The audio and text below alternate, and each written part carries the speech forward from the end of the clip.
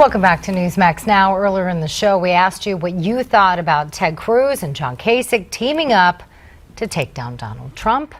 And we've been receiving lots of calls about the issue. In fact, Ray from Nebraska has been so patient. Thank you for being patient with us. You had a comment about this alliance that's been forged. Yeah, my question goes straight to Cruz and Kasich, how they expect to win against Hillary when they don't have enough backbone to take Trump on one-on-one.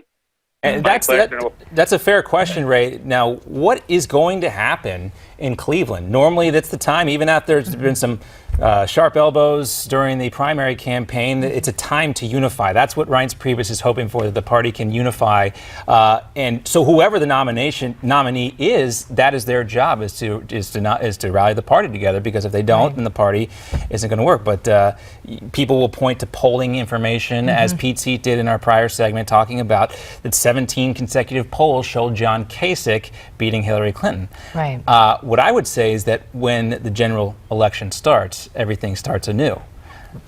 That's a good point. I'm somewhat skeptical of these polls that have Donald Trump losing to Hillary Clinton. Why? Because everybody thought he was going to lose because a long time ago? Hillary Clinton is a terrible, terrible candidate. No, but I think you bring up a good point, because, remember when Trump started running, everybody kind of laughed it off and didn't think he'd do very well and kind of blew him off. Well, he exceeded expectations there. Right. Hillary Clinton he couldn't exceed expectations in a general election. Hillary Clinton is basically going to go into overtime with Bernie Sanders, who's not even really a member of the Democratic Party. She lost horribly to Barack Obama in 2008. She's just not good as a presidential candidate. I would maybe bet on Donald Trump. Next caller is Bill, calling in from California. Bill, go ahead. Yeah, I was saying there was a gentleman on there that said the polls say that Hillary Clinton would beat Donald Trump when our Kasich and Cruz don't have enough delegates or votes to beat even Trump at this point. So I think that's myth, not fact. Oh, it's kind of apples to oranges in a comparison. You're asking voters about a hypothetical situation. You're asking them to look into the future. But everything is going to change. A lot of pollsters will tell you these hypothetical matchups aren't exactly the best crystal ball of what's going to take place. Because once these candidates start talking about specific issues, then things can change. If Donald Trump has some misstep and Hillary Clinton can capitalize on that, then that would be bad for Donald Trump. But if he is able to paint her as a crooked Hillary, as he's been able to do so hoping far, that will stick.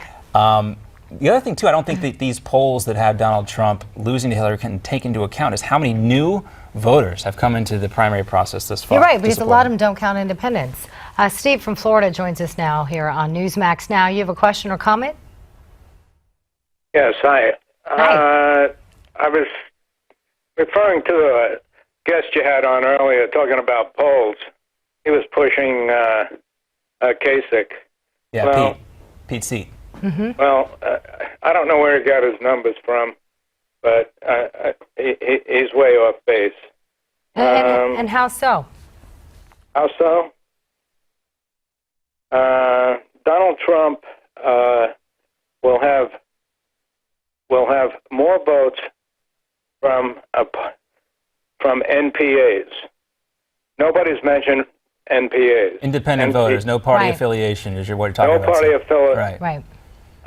I was a poll worker here in Florida, and there were more Republicans and NPAs coming out to vote in a local municipal election than I even thought existed. Right. So,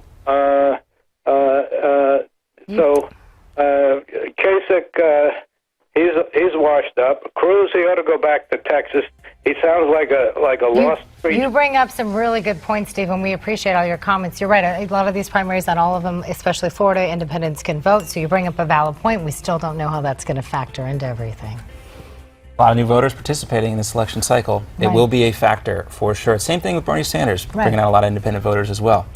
Yeah, he brought that up in New York, in fact. Well, there's still much more to come. See what's in store for you tonight right here on Newsmax. Stay with us.